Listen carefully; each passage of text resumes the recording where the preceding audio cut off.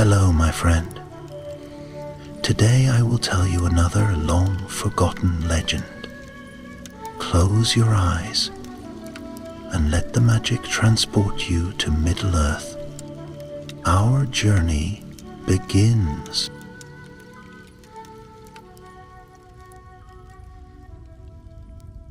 The moon hung low over the rolling hills of the Shire, its silver light spilling softly across the rooftops of Hobbiton.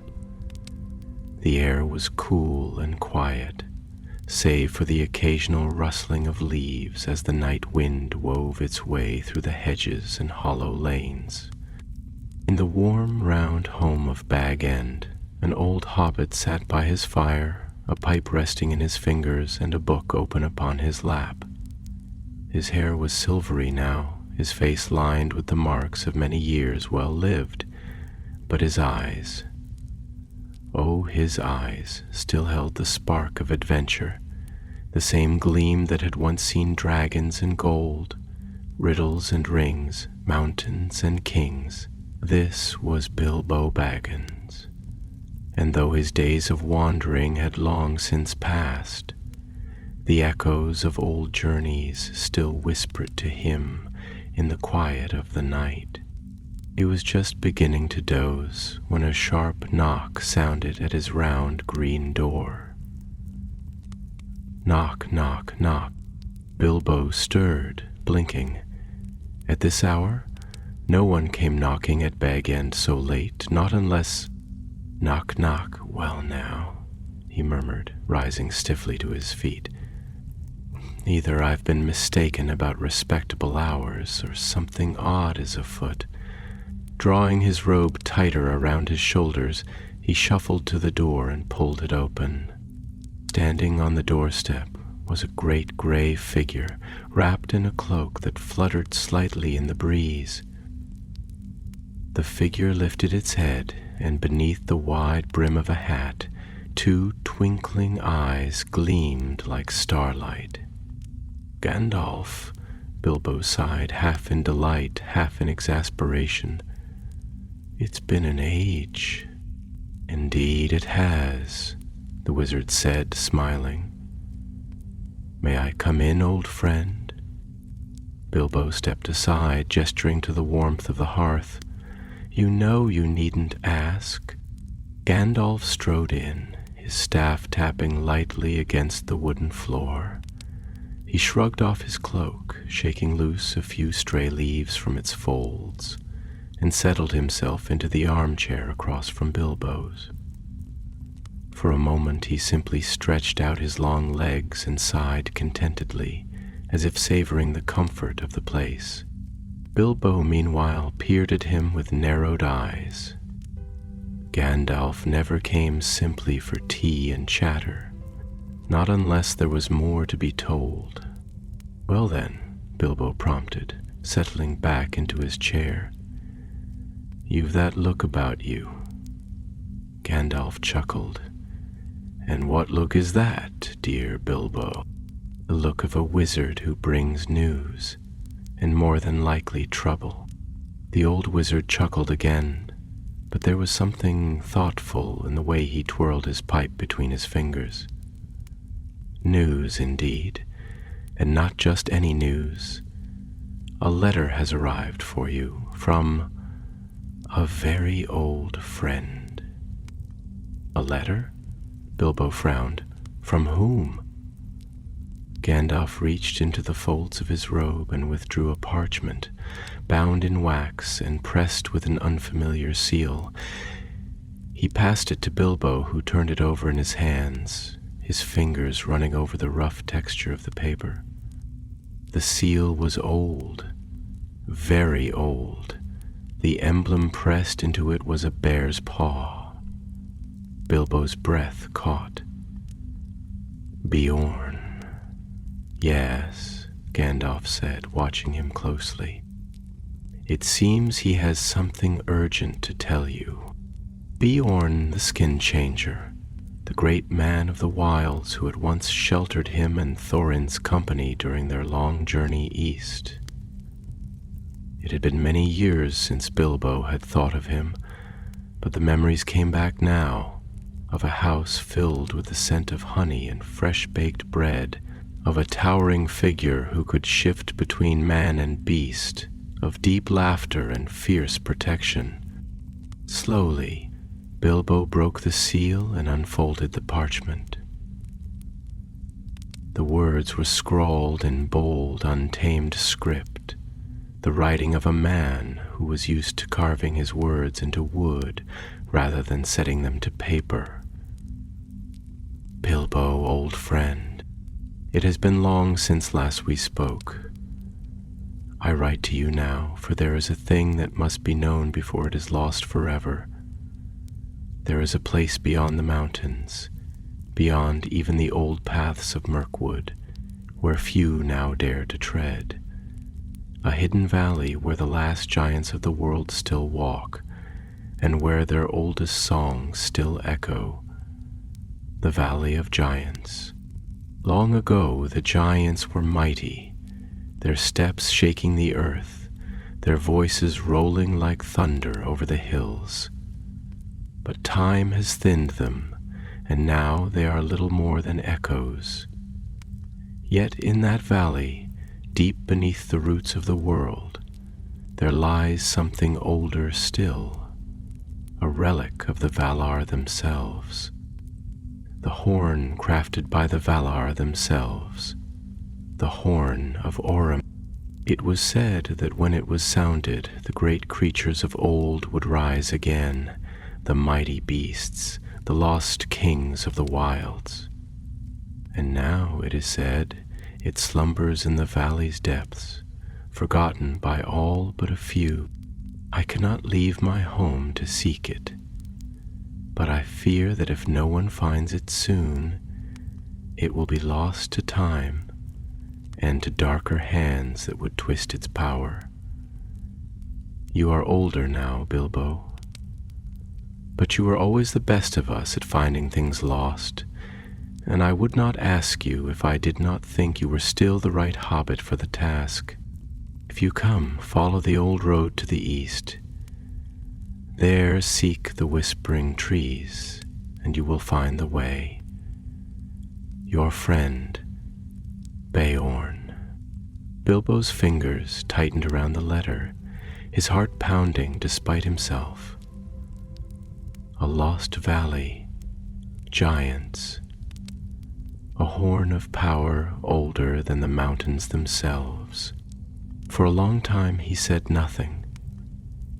Then he folded the letter and placed it on the table before him. His hands were steady, but something inside him had shifted, as if some forgotten ember had stirred to life. You are thinking of going, Gandalf observed, watching him carefully. Bilbo exhaled slowly, staring into the fire. I should say no. I have a warm home, a full pantry, and a life of peace. He looked up at Gandalf with a rueful smile. But you knew I wouldn't. Gandalf's eyes twinkled. Perhaps, Bilbo sighed, rubbing his temples. It would be madness, of course. I'm no young adventurer anymore. Perhaps not, Gandalf said. But adventure does not belong only to the young. The fire crackled softly. The night wind pressed against the windows, whispering secrets to the glass. Bilbo sat for a long while, thinking. Then, with a decisive nod, he rose to his feet. Well then, he said, stretching out his arms, I suppose I'd best start packing. And somewhere beyond the hills, where the mountains loomed high and silent, a shadow stirred in the forgotten valley, waiting. The night deepened over the Shire, its quiet embrace settling over hill and vale like an ancient lullaby. Stars blinked in the heavens, distant and watchful, as if listening to the unspoken musings of those still wakeful beneath their light. The wind, soft and whispering, traced its gentle fingers over the grasslands, weaving between the slumbering cottages of Hobbiton and sighing against the windows of Bag End, where the golden glow of firelight still flickered behind drawn curtains. Inside, Bilbo Baggins stood in the heart of his home, his round hobbit hole feeling both comfortingly familiar and, for the first time in years, strangely small. He moved slowly, his hands brushing absently over the polished wood of his bookshelves, trailing along the curved edges of the tables he had known since childhood. The air within Bag End was warm, thick with the scent of burning oak and the faint, lingering trace of pipeweed, but despite this, a curious chill sat within him, not of cold, but of something else entirely, a feeling that stirred like an old song remembered in the quiet hours before dawn. His gaze flickered to the letter from Beorn, which lay unfolded on the oak table before him. The words seemed to breathe against the parchment, carrying with them the weight of old stories, forgotten echoes from a world that stretched far beyond the green hills of the Shire. He had read the letter once, twice, a dozen times now, and still the words sank deeper into him with every glance, as though each line carved itself into the very marrow of his being. A lost valley, giants, the horn of Orem. The fire crackled softly, the only sound in the hush of the room, and for a moment Bilbo allowed himself to wonder, truly wonder, if this was madness. He was no longer the hobbit who had once slipped through dark tunnels beneath the misty mountains, who had stood before dragons and kings, who had walked the long, weary road back from adventure with gold in his pockets and a shadow in his heart.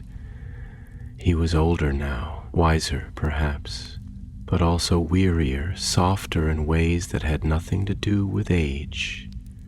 And yet, you're thinking about it. Gandalf's voice was low and knowing, breaking through Bilbo's thoughts like a stone into still water. The old wizard had been silent for a long while, watching from his seat by the fire, his pipe held between long fingers. Smoke curled lazily around him, silver tendrils rising to the wooden beams above, where they hung like ghostly threads unraveling from some forgotten tapestry. Bilbo turned to him, his brows knitting together, and when he spoke, his voice was quieter than he intended, carrying within it an uncertainty he had not meant to show. "Of course I'm thinking about it.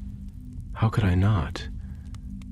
Beorn wouldn't write to me unless it was something important, and, well, I suppose I don't want to be the sort of hobbit who turns away when a friend calls for help, but—" He exhaled, shaking his head slightly, his fingers curling absently against the edge of the table. "But it's been years, Gandalf. Years since I was anything other than this." He gestured around him at the warm hearth, the well-stocked shelves, the snug little comforts of home. A hobbit of the Shire, a very ordinary, very contented hobbit. Gandalf tilted his head slightly, his expression unreadable beneath the wide brim of his hat. "Is that what you believe yourself to be? Ordinary?" Bilbo hesitated. There was something in the wizard's tone, something quiet yet piercing, as though Gandalf saw through him in ways he could not yet see himself. "I don't know any more," Bilbo admitted at last. His voice was softer now, barely above a whisper. "I thought I did. When I came home, I told myself that the road was behind me, that adventures were for younger feet, that I had earned my rest. And I have, haven't I?" His gaze flickered to the fire, the golden glow reflecting in his eyes. "But then why does this stir something in me? Why do I feel as though I've been waiting for this very thing without realizing it?" Gandalf smiled, slow and knowing. "Because, dear Bilbo," Some journeys never truly end. They only sleep, waiting for the right moment to wake again. He leaned forward slightly, resting his hands upon his knees. You say you are content, and perhaps in some ways you are, but tell me, when was the last time you felt truly alive? Bilbo opened his mouth to answer, but no words came. The question settled upon him like the weight of a long-kept secret, pressing against something deep and quiet within him. The last time he had felt truly alive, his mind drifted unbidden, back to a time when the air had been sharp with the bite of mountain winds, when the smell of pine and snow had clung to his cloak, when his hands had gripped the hilt of a sword not meant for a hobbit's fingers. He thought of the glint of dragon gold in the dark, the hush of the lonely mountain before Smaug's great awakening, the sound of Thorin's voice, rich and proud, the ache in his chest when he had spoken his final words. He thought of the road stretching behind him, of Rivendell's music and Mirkwood's shadows, of the weight of the one ring, cool against his palm in the deep places of the earth. He thought of the moment he had returned to Bag End, expecting to find home unchanged, only to realize that it was he who had changed. I don't know, he said finally, his voice barely more than a breath. Gandalf nodded, as if this was the answer he had expected. Then perhaps it is time to find out. Silence stretched between them, a hush filled only by the murmuring wind outside and the slow, steady crackle of the fire. Bilbo's fingers tightened around the edges of Beorn's letter, the parchment warm beneath his touch. A journey, a lost valley, giants, fading into myth. He let out a long breath, his shoulders sinking slightly, as if some invisible weight had settled upon him. But when he looked back at Gandalf, something in his expression had shifted, the first flicker of resolve lighting behind his eyes. Do you ever tire of being right, Gandalf? The wizard chuckled, his eyes twinkling. Never, dear Hobbit. Not even once. Bilbo sighed, rubbing a hand over his face. Well then, I suppose I'd best see to my old pack. If I'm to go stumbling about in forgotten places, I'd rather not do it without a spare handkerchief. He turned toward the hallway, his steps slow but steady, the fire casting his shadow long against the walls of Bag End. Gandalf watched him go, the smile upon his lips touched with something like fondness, but also, perhaps, just the faintest trace of sadness. Outside, the stars gleamed in the velvet sky, and the wind carried with it the distant scent of rain, as if the world itself was stirring in anticipation. Far beyond the borders of the Shire, past forests and mountains and rivers untamed, something ancient waited in the heart of the Valley of Giants, its slumber growing restless. And somewhere deep within Bilbo Baggins, beneath the years of quiet and the comfort of home, the embers of adventure stirred once more. The morning was slow in coming, as if the sky itself hesitated to wake, lingering in the dusky blue between night and dawn. A soft mist curled over the green hills of the Shire, pooling in the hollows like forgotten dreams.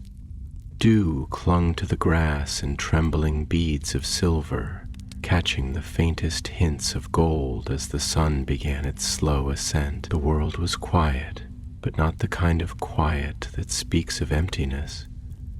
It was the quiet of something poised at the edge of change, the hush of a moment that has not yet decided what it will become. Inside Bag End, Bilbo moved with the measured care of one caught between two selves. His hands worked methodically, but his mind drifted, lingering on the edges of old thoughts, tracing paths through memories that had never truly faded. He rummaged through the wooden chest at the foot of his bed, fingers brushing against the fabric of his past, his old traveling cloak, its deep green now slightly faded, the leather belt he had once fastened around a sword he no longer carried, a coiled length of rope, still sturdy despite the years. Each item was a piece of the road he had once walked, a fragment of an adventure that had shaped him in ways he still did not fully understand. Gandalf, standing by the hearth, watched him with the patience of one who had seen such things before. The wizard's presence filled the room in the way that the scent of burning wood filled the air, constant, unshakable, something woven into the very fabric of the moment. His pipe was in his hands, unlit, twirling slowly between his fingers as if it were an extension of his thoughts. "You move like a man weighing the weight of a decision already made," Gandalf observed, his voice low, almost musing. "And yet, you hesitate. Tell me, Bilbo, what is it that gives you pause?" Bilbo exhaled slowly, his fingers tightening around the edge of the chest before he turned to face the wizard. "It's not hesitation, exactly," he said, though even as the words left his lips, he was not entirely sure they were true. "It's something else, a feeling I can't quite name. You see, when I left for the Lonely Mountain all those years ago, I did so because adventure had come knocking at my door. It was unexpected, unlooked for, and I was swept along before I had time to think too much on it. But this is different." Gandalf tilted his head slightly, watching him with those ancient, knowing eyes. "Different in what way?" Bilbo hesitated, searching for the right words. "Then I was proving something, not just to the dwarves, not just to Thorin, but to myself. I wanted to know if I was more than a hobbit with a full pantry and a tidy garden. I wanted to know if there was something inside me that could stand against the world beyond these hills, and I found my answer, though I think it was not quite the one I expected." He paused, running a hand through his graying curls. "But now I am older and I know who I am. I have no need to prove anything, and yet here I am, gathering my things, setting my mind to a road I could just as easily ignore. And I ask myself, why?" Gandalf's gaze did not waver, but his expression softened ever so slightly, a flicker of something like understanding passing across his weathered features. "Because some things call to us whether we seek them or not," he said, his voice quieter now, carrying the weight of long years and deeper truths. "Because the road does not always close behind us, even when we believe we have left it, and because there are stories that belong to us, whether we wish to claim them or not. Perhaps this is one such tale, waiting for you still." Bilbo let out a breath that felt heavier than it should have, as if something deep inside him had settled into place. He looked down at the cloak in his hands, the fabric cool beneath his fingers. "Do you believe in fate, Gandalf?" he asked after a long moment. "Or is it all just chance? Roads crossed by accident? Lives changed on a whim?"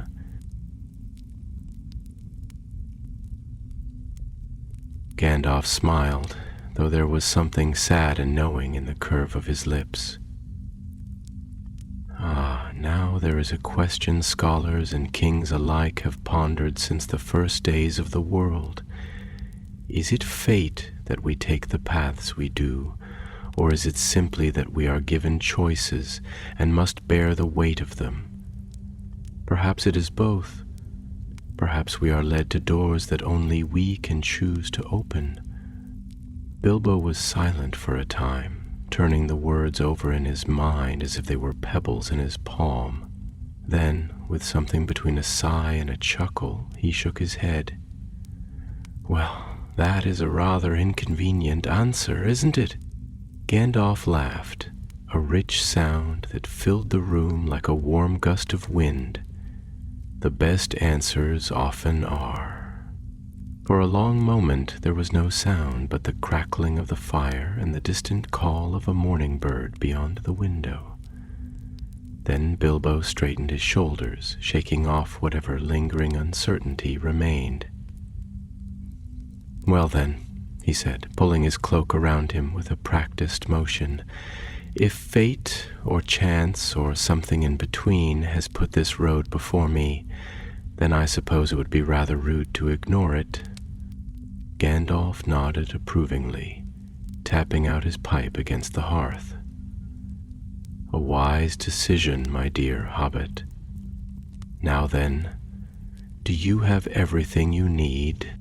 Bilbo glanced around the room, as if making certain that nothing important would be left behind.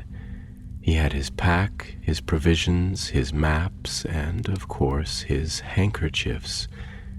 He hesitated for a moment longer before reaching into a small wooden box atop his dresser and drawing out a familiar weight. It was a small thing, barely more than a trinket now, but it gleamed in the firelight like a captured piece of the past, a simple golden ring.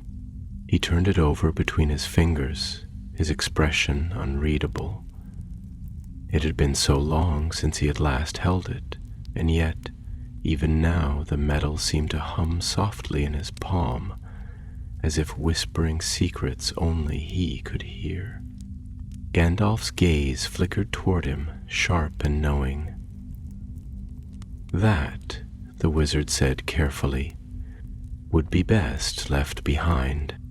Bilbo met his eyes, and for a moment something unspoken passed between them. A shadow, a memory, a flicker of something that neither of them wished to name. Then, with slow deliberation, Bilbo set the ring back into the box and closed the lid. "Yes," he said quietly, "I suppose it would." The fire crackled. The wind pressed gently against the window panes. And outside, the world waited. Without another word, Bilbo took up his pack, straightened his cloak, and stepped toward the door. And just like that, the road opened before him once more. The morning lay heavy upon the Shire, wrapped in a soft hush that stretched over the land like an old familiar song, played too many times and fading at its edges. The sky, pale as washed linen, was streaked with ribbons of gold where the first light broke through the thinning mist, setting the hills aglow with the promise of another quiet day. A slow breeze carried the scent of damp earth and late summer heather, weaving its way through the hedgerows and thickets, stirring the leaves in a manner both absent-minded and deliberate, as if the very land were waking from a long and dreamless sleep. Bilbo stood at the threshold of Bag End, his fingers curling around the worn leather strap of his pack, his gaze sweeping across the familiar view that had been his own for so many years. The gentle slopes of the fields undulated like the rolling of a slow tide. Beyond, the narrow lanes of Hobbiton wound their way through groves of hazel and oak, their roots gnarled with age, their boughs heavy with the weight of the passing seasons. And further still, where the land folded into itself and met the sky, the distant humps of the far-off downs loomed on the horizon, their presence quiet, unmoving, and eternal. It was a sight he had seen countless times, each morning much the same as the last, and yet, standing there in the cool breath of dawn, something in it felt different. Or perhaps it was he who had changed. Perhaps it had always been this way, waiting for him to notice. Behind him, Gandalf stood at his usual ease, his staff resting lightly against his palm, his gray robe settling about him like the folds of time itself. The wizard's presence was like the steady warmth of a lingering fire, constant, watchful, yet never intrusive. He had said little since they had stepped beyond the door, only observing, only waiting, as though he understood that this moment was not one to be hurried. Bilbo exhaled slowly, his breath curling in the crisp morning air. "It's strange," he murmured at last, his voice barely above the hush of the wind. "I left this place once before, on a morning not so different from this, and when I returned I told myself that I would never leave again, that my traveling days were done, and that I had seen all that I would ever need to see of the world beyond these hills. I believed it too, truly I did, and yet here I stand again, looking at this road as though I am seeing it for the first time." Gandalf's eyes twinkled, but there was a solemnity beneath the mirth, a deep well of understanding that had been earned through long years and longer roads. "The past has a way of finding us," he said, his voice rich with something old and knowing. "We may try to put it behind us, to tell ourselves that we have left it where it belongs, but memory is not so easily discarded. It lingers, like footprints on an old path, waiting for us to retrace them. And sometimes, my dear Bilbo, we are called to walk that road once more, not because we have unfinished business, nor even because we desire it, but because some part of us knows that there is yet more to be written in the tale."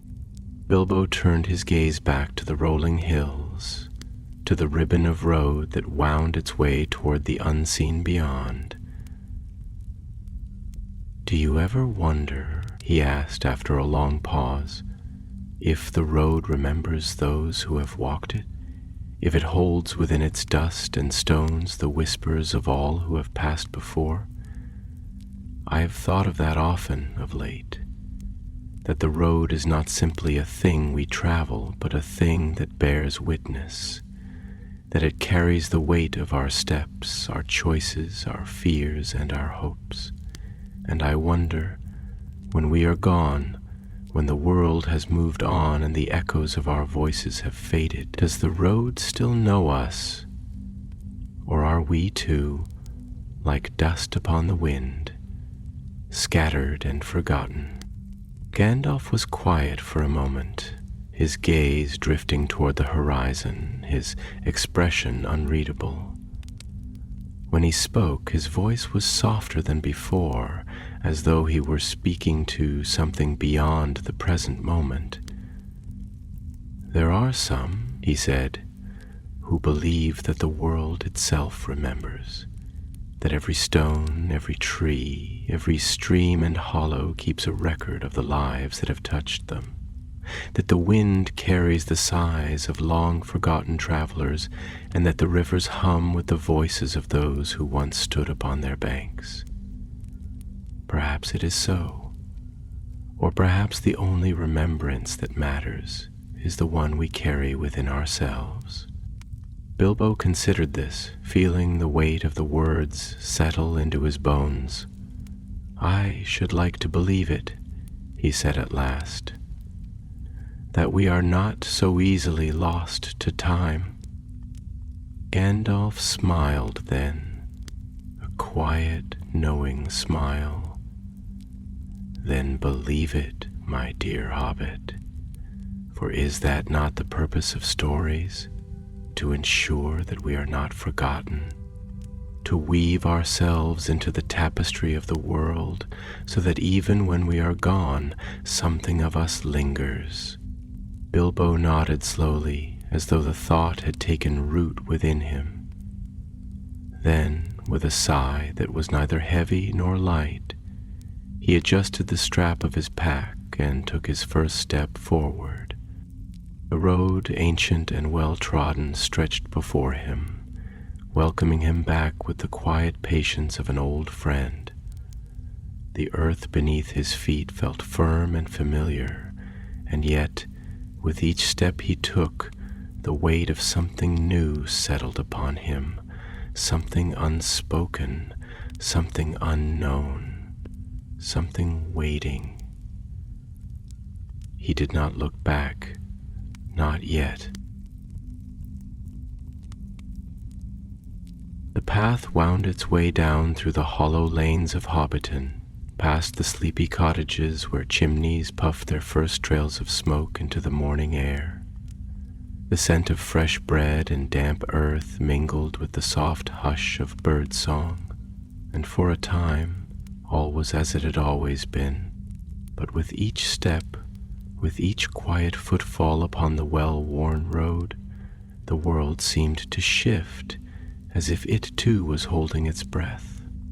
Far beyond the borders of the Shire, past the forests and mountains and rivers that shaped the bones of Middle-earth, the Valley of Giants lay in silence, waiting, and somewhere deep within Bilbo Baggins, beneath the quiet comfort of years well lived and the steady hum of familiar days, something stirred, something that had never truly left him, something that was ready to awaken once more. The road stretched before them like an old song half remembered, its melody weaving through the quiet landscape with a rhythm both familiar and strange. The sky, now a soft and cloud-dappled blue, seemed to arch infinitely above them, a vast and open canvas upon which the passing of the day was gently painted. The morning sun had risen higher, but its warmth remained delicate, threading through the trees and casting golden veins of light upon the grass, filtering through the rippling canopy like liquid amber. Bilbo walked at an even pace, his steps measured and steady, though his thoughts swirled with a depth that belied his unhurried movement. He had left the last of Hobbiton behind, the snug round doors and curling chimneys of his neighbors fading from view as the path wound its way out of the familiar folds of the Shire. Here, the hills swelled larger, their slopes untamed, freckled with wild flowers and bristling with thickets of bramble.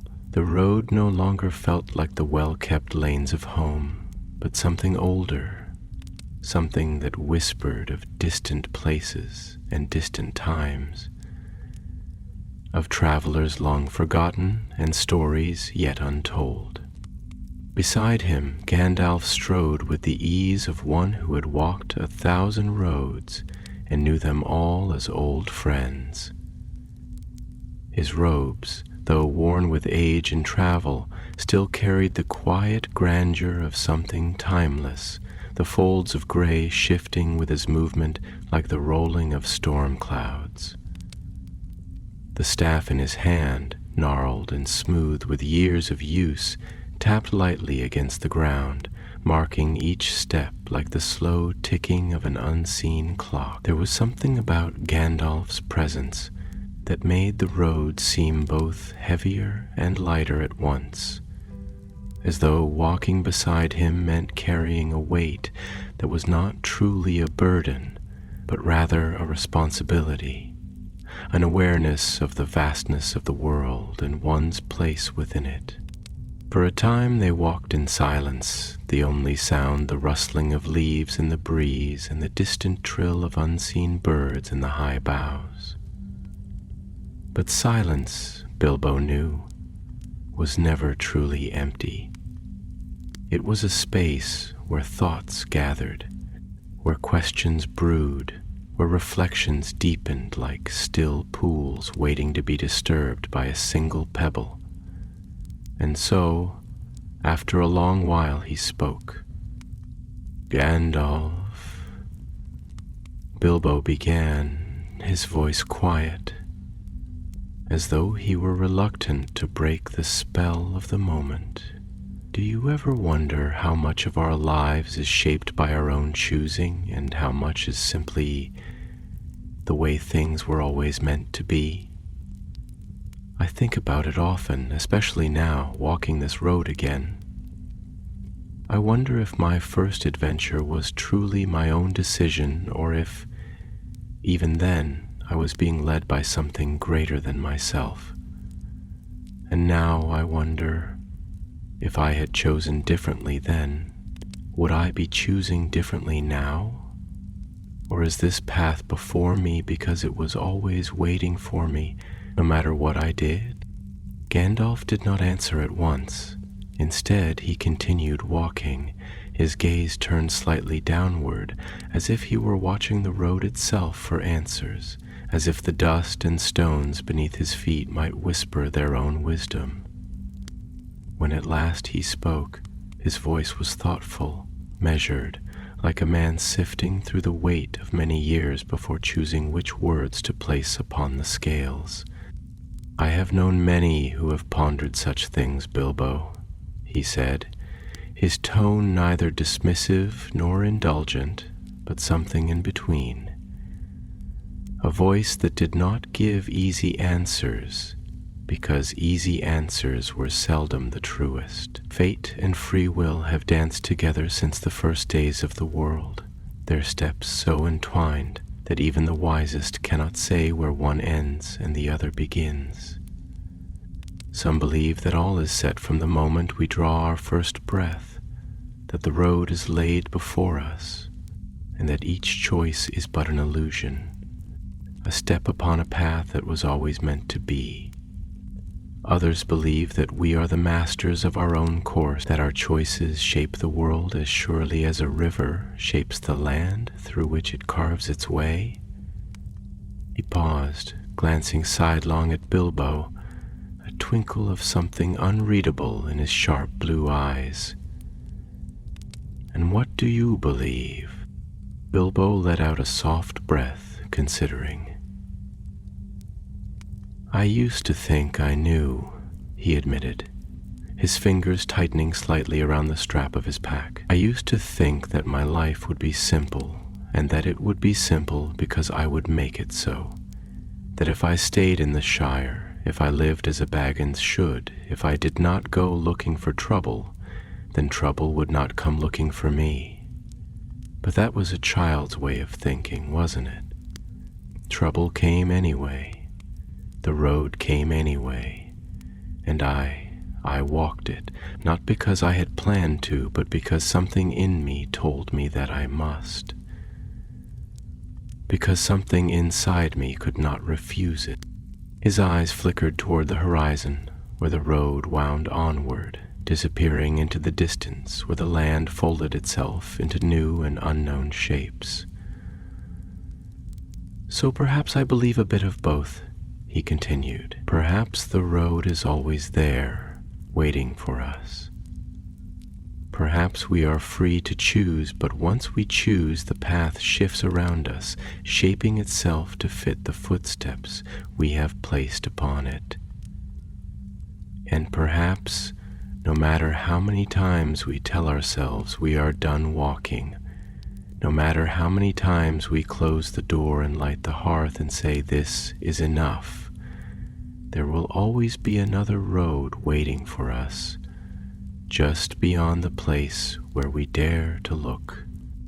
Gandalf's expression was unreadable for a long moment, his gaze resting upon Bilbo as if he were weighing something unseen.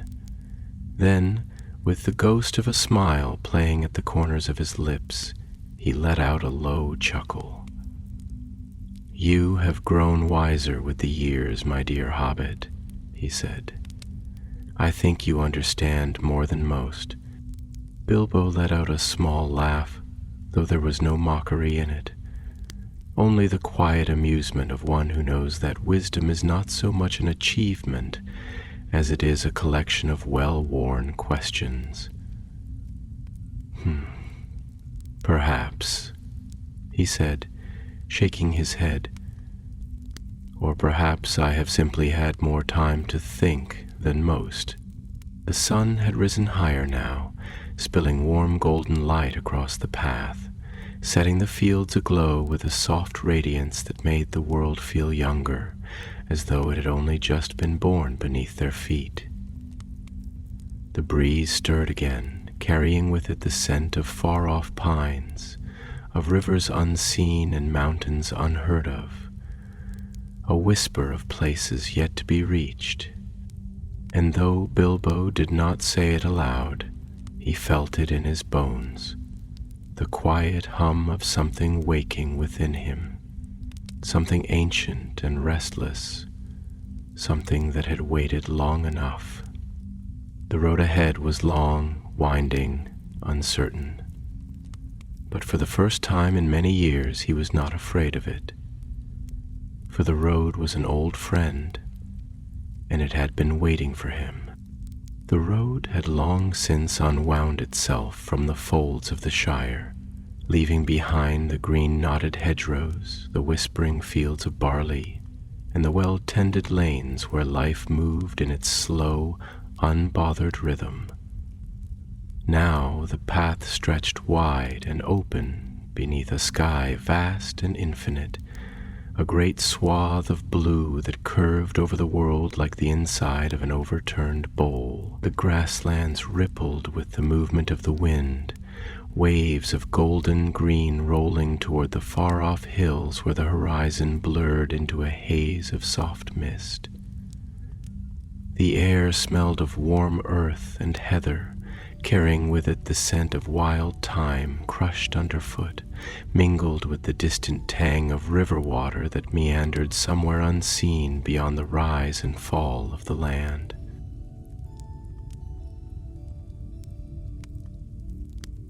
Bilbo walked with a steady pace, his legs moving in a rhythm he had not realized they still remembered, though his heart was in another place entirely, wandering the hidden pathways of his own thoughts. The journey had begun in quiet conversation, the kind of talk that fills the space between steps without needing to be spoken. But as the hours slipped by and the land unfurled itself before them, he had found himself falling into silence, not out of weariness, but because there were some thoughts that required solitude in order to take shape. How strange it was, he mused, that a road once left behind could feel so much like a homecoming. It was not the Shire he walked now, nor the old familiar lands of his youth, yet there was something about the simple act of moving forward, of letting the road decide where the next bend would lead, that felt like slipping into a story already in progress. He had thought himself content in his quiet days at Bag End, had told himself that his adventuring years were finished, wrapped up neatly like the last page of a book closed and set upon a high shelf. But now, as the wind played its fingers through the tall grasses, as the sky stretched wider above him than it ever had before, he wondered if perhaps some tales did not have endings at all, only pauses, only resting places between the chapters. Gandalf, ever watchful in his own way, strode beside him, his gaze cast out toward the far horizon, as though he were reading something in the air that only he could see. His staff tapped against the earth with each step, a sound that seemed to weave itself into the song of the wind, as natural as the rustling of the leaves or the distant cry of unseen birds. There was something about the wizard's presence that had always felt like a bridge between worlds, as though he stood with one foot in the realm of mortals and the other in the great, unseen places where the weight of time was measured differently. Bilbo turned his head slightly, studying his old friend in the golden light of midday. "Do you ever wonder, Gandalf," he began, his voice thoughtful, "if there is a right time for things? I mean truly, a right time. Not just when circumstances align, not just when all the pieces seem to fall into place, but a time that was always meant to be. I have been thinking about that, you see, about whether this journey, whether all of it from the very beginning has been waiting for me to arrive at the proper moment, or if I have only ever been stumbling forward, stepping blindly onto paths that might have led elsewhere, had I only chosen differently." Gandalf did not answer at once, though his expression shifted ever so slightly, the way a ripple moves across still water. He continued walking, and for a long moment the only sound between them was the soft whisper of the breeze pulling through the grasses. When at last he spoke, his voice was low and deep, carrying with it the weight of something long considered, long understood. "There are those," he said, "who believe that time is like a river, moving in one direction, swift and unchangeable, carrying all things forward with it, whether they will it or not. And there are others who say that time is a great web, each thread connecting to another, each choice branching into 100 different possibilities, so that no path is ever truly inevitable. And yet, I have lived long enough to see that some moments, some choices, seem to have a gravity of their own. They pull us toward them, whether we are ready or not. And once we have arrived at them, we can no more turn away than a bird can refuse the wind when it carries it home." Bilbo considered this, his brow furrowing slightly. "And do you believe that?" he asked, though he already suspected he knew the answer. Gandalf smiled then, but it was a quiet smile, one that did not seek to convince, only to reflect. "I believe," he said, "that we do not always understand the importance of a road until we have walked it, that the weight of a choice is not always known until long after it has been made, and that sometimes the road finds us rather than the other way around." Bilbo let out a slow breath, nodding to himself as he let the words settle within him. "Yes," he murmured, "I think I understand that well enough." The road dipped then, sloping gently downward toward a small valley where a stream wound its way through the grass, its waters catching the light like a silver thread unraveling beneath the sun. Trees, sparse but tall, stood in quiet sentinels along the banks, their branches swaying in the rhythm of the unseen currents that moved through the air. There was something peaceful about the place, something that felt untouched by the passage of years, as though it had existed just so since the first days of the world, waiting in patient stillness for travelers to pass through. As they approached, Bilbo slowed his steps, drawn by the quiet hume of the stream, by the way the sunlight dappled the water in endless shifting patterns. He had seen many places in his time, had stood before mountains that clawed at the sky and forests that swallowed the world in green shadow, but there was something about the simplicity of this valley that stirred him in a different way. It was not grand, nor was it wild, but it was something else. It was steady, unchanging, a place that asked for nothing but the passing of the seasons. Gandalf watched him as he paused, as he stood there in the hush of the valley, and when he spoke again, his voice was softer than before. "You see," he said, "the road does not always lead to places of great wonder or peril. Sometimes it leads us only to quiet places, to stillness, and sometimes that is what we need most." Bilbo turned to him then, and for the first time since they had left the Shire, he smiled. Not the small, knowing smile of a hobbit who had lived a long and contented life, but the smile of someone who had remembered something long forgotten. "Yes," he said simply, "I think you're right." And for a moment there was nothing else but the sound of the water, the warmth of the sun upon the earth, and the slow, steady movement of the wind carrying them forward. The valley lay behind them now, folded into the past like a dream that fades upon waking, lingering only in the spaces between thought and memory.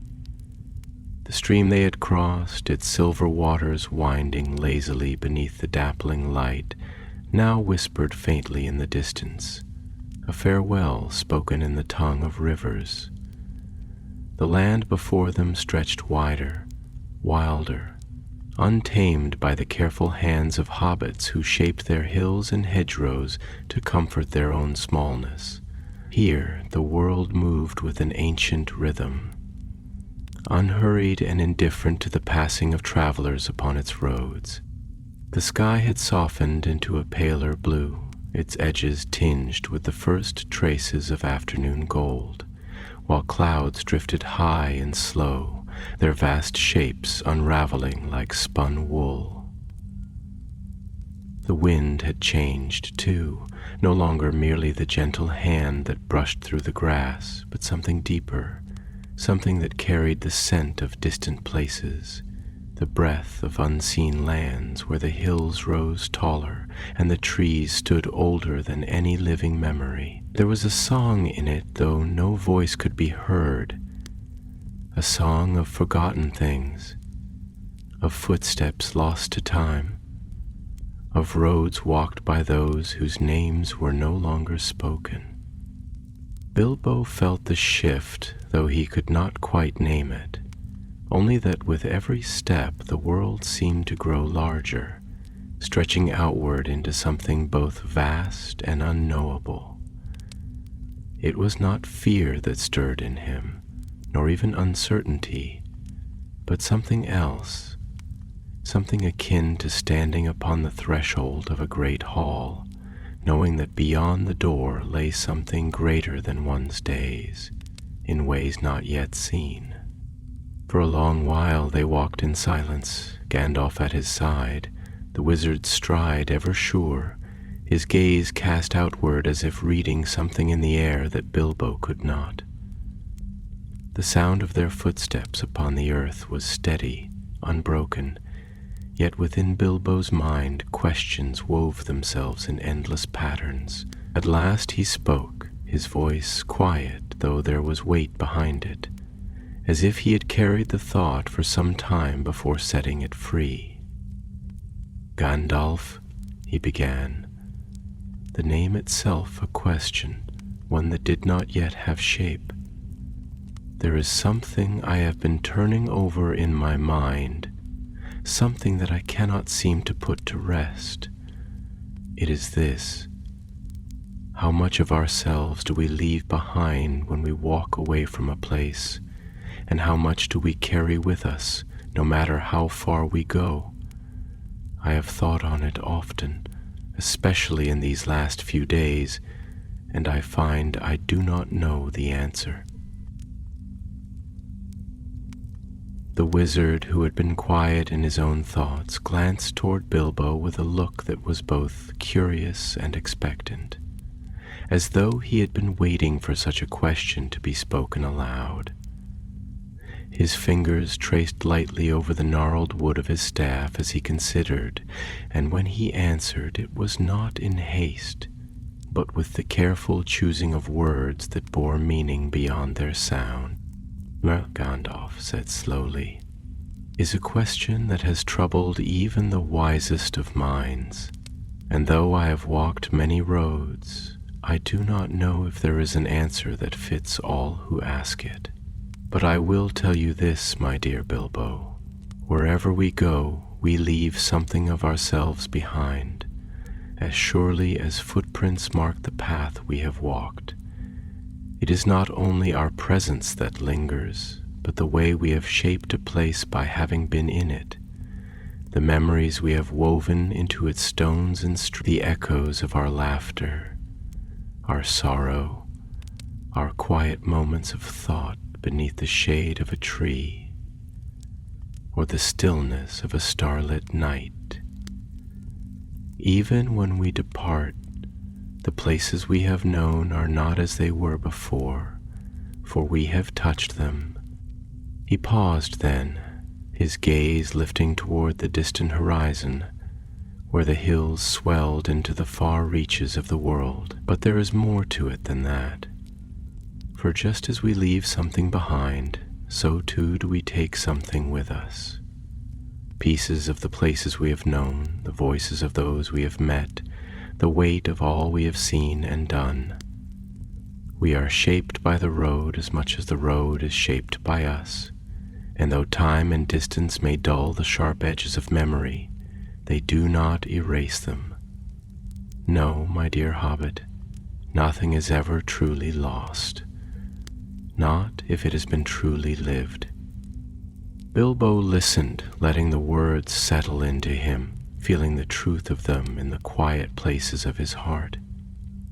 He thought of Bag End, of the way the morning light slanted through the round windows, of the scent of warm bread drifting through the halls, of the books upon the shelves that had sat untouched for years, waiting for hands that had been too busy with other things. He thought of the garden, of the well-worn path leading to the gate, of the way the hills had always seemed to watch over him, cradling him in their green embrace. He thought of all that he had left behind, and all that he carried still.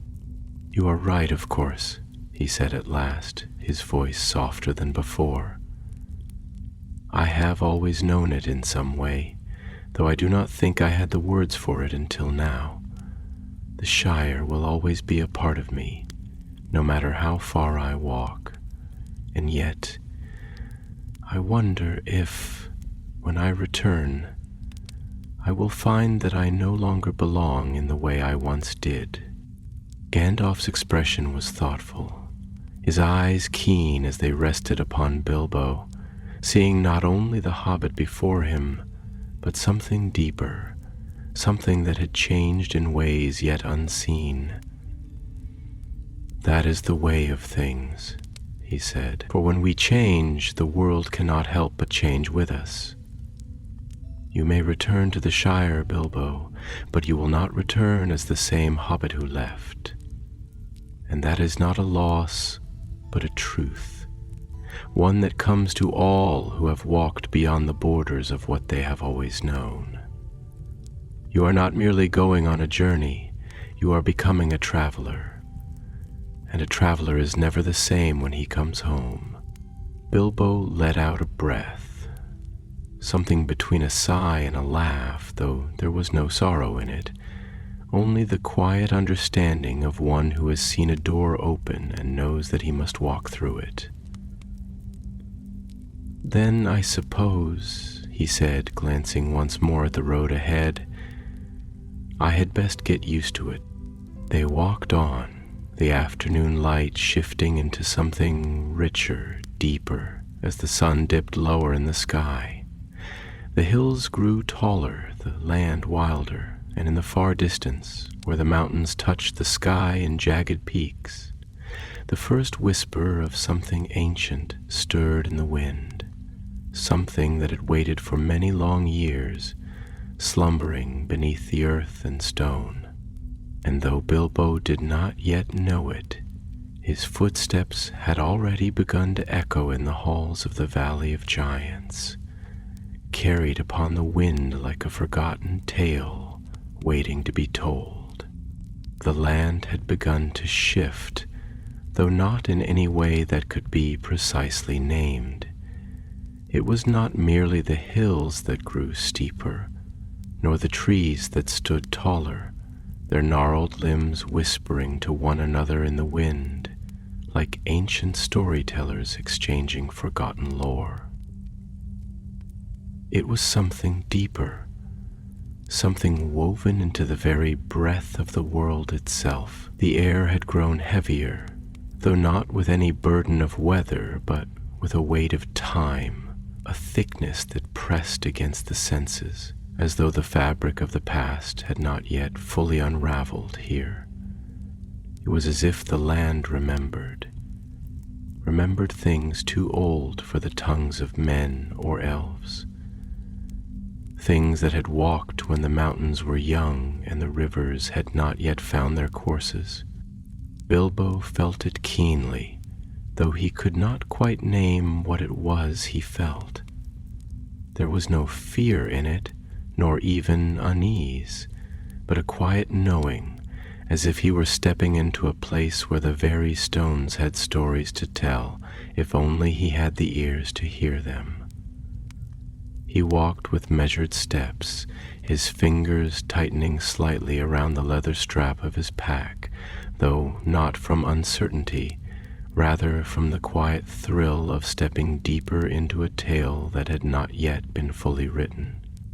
Gandalf strode beside him, his gaze turned toward the far horizon, where the sky stretched vast and unbroken, save for the faint outline of something rising from the land's edge, something too distant yet to be seen clearly. His staff tapped lightly against the earth as they walked, and though he had said little in the past hour, there was a depth to his silence, a sense that he too was listening, though not with his ears alone. Bilbo glanced toward him, studying the lines of the wizard's face, the way his keen eyes moved as though reading something beyond sight, something written upon the wind or carved into the shape of the hills. "You feel it too, don't you?" Bilbo said at last, his voice quiet, almost hesitant, as though to name the feeling aloud might give it shape. "This place, it is not like the rest of the world. It is old, not in years alone, but in something deeper. It is as though we have walked into a place where time lingers, where it has chosen not to pass as it does elsewhere." Gandalf turned his gaze toward him then, his expression unreadable, though there was a flicker of something in his eyes, something thoughtful, something knowing. "You are more perceptive than you give yourself credit for, my dear Bilbo," he said, his voice slow and deliberate, as though he too were weighing the very nature of the air around them. "Yes, this land is old, older than the tales told in the halls of men, older than the songs sung beneath the boughs of elven trees. It has not been shaped by hands, nor measured by the passing of kings. It has remained as it was, untouched by the ages that have turned the rest of the world anew. And places such as these, where time lingers, where the echoes of the past do not fade but rather settle into the bones of the earth, they carry a weight of their own." Bilbo considered this, his brow furrowing slightly as he let the words settle within him. "And do you think," he asked slowly, "that places such as this remember? That they keep the footprints of those who have passed before, not merely in the earth but in something greater? I have often wondered if the world itself has memory, if it holds within it all that has ever been, if it whispers the names of those who have walked it long after they have turned to dust." Gandalf smiled then, though it was a quiet smile, one touched with something deeper than mirth. There are those who say that the land does not forget, that it bears witness to all that transpires upon it, that every stone, every root, every shifting leaf is but a page in a story too vast for any single mind to comprehend. And I have seen things in my time that make me inclined to believe that such stories are not merely the dreams of poets, but even if the land does not speak in words that we can hear, there are other ways it tells its tales. It is in the shape of the mountain, in the course of the rivers, in the way the wind carries the scent of old forests long vanished. It is in the silence of places such as these, where history does not fade, but only settles, waiting. Bilbo nodded, though he was not certain whether he agreed because he believed it or because he wished to believe it. He had always loved stories, always found comfort in the thought that words could hold the weight of time, that they could stretch beyond the span of a single life and carry the voices of those who had come before. And if the land itself was a story, if it held within it all the lives and footsteps and echoes of those who had walked before, then was that not the greatest tale of all? They continued onward, the road winding gently now, rising toward the distant hills where the air seemed to shimmer, as though the world beyond that place were wrapped in something unseen. The wind had changed again, carrying with it something new, something faint, almost imperceptible, but there nonetheless, a scent, though not of the earth or the trees. It was the scent of stone, of air that had lain untouched beneath the weight of the sky, of something vast and sleeping. Gandalf slowed, his gaze turning toward the hills with an intensity that had not been there before.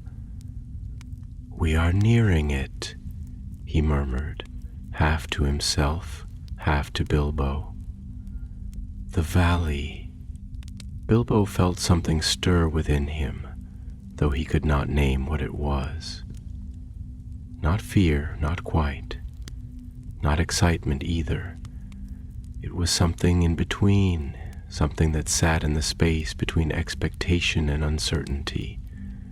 He did not know what lay beyond those hills, what stories the land would unfold before them, what shape the past would take when it stepped from the whispers of legend into the solidity of the present.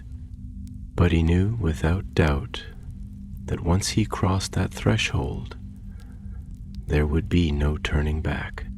The Valley of Giants was waiting, and soon they would step into its memory. The land had grown still in a way that was not merely the absence of movement, but something deeper, something almost sacred. The very air seemed to hold its breath, pressing down upon the hills with an unseen weight, as if the valley that lay just beyond had not merely been forgotten by time, but had chosen to exist apart from it. The sky above stretched vast and unbroken, a pale expanse of muted gold, where the sun, though still high, had softened at its edges, casting a light that felt older than the world itself. Clouds drifted slow and ponderous, their shadows sweeping across the earth like the passing of unseen hands. Bilbo and Gandalf stood at the crest of a ridge, the path behind them winding away into the distance, a ribbon of dust and memory curling back toward lands that now felt impossibly far away. Before them, the land fell away into a great hollow in the earth, a vast depression where the hills bowed inward, sinking into something that had once, perhaps, been a valley, but had since become something else entirely. The ground below was not the rolling green of the plains they had left behind, nor the dense woodland of ancient forests, but a landscape of stone and ruin, of great pillars of rock that jutted skyward like the broken ribs of some long-dead beast. There was an eeriness to it, but not the kind born of malice. Rather, it was the eeriness of standing within a place that had outlived the need for visitors, a place where the echoes of another age still lingered, held within the bones of the earth itself. The remnants of something ancient lay before them, scattered across the valley floor.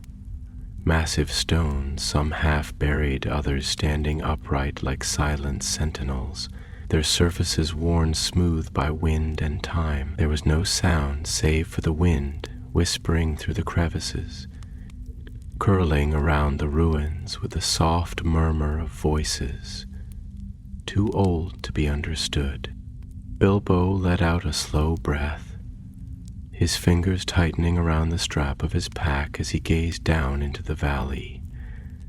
There was something about it that sent a shiver through him, though not from fear, at least not in the ordinary sense. It was the feeling of standing before a great threshold, of being on the precipice of something vast and unseen. He had felt it once before, long ago, when he had first glimpsed the lonely mountain rising from the horizon, its presence filling the sky with something greater than itself. But this was different. This was not a place that belonged to a single tale, a single legend. This was something older, something that had stood before the first songs were sung, before the first stories had been shaped into words. Gandalf beside him was silent for a long moment, his gaze sweeping over the valley with an expression that Bilbo could not quite decipher.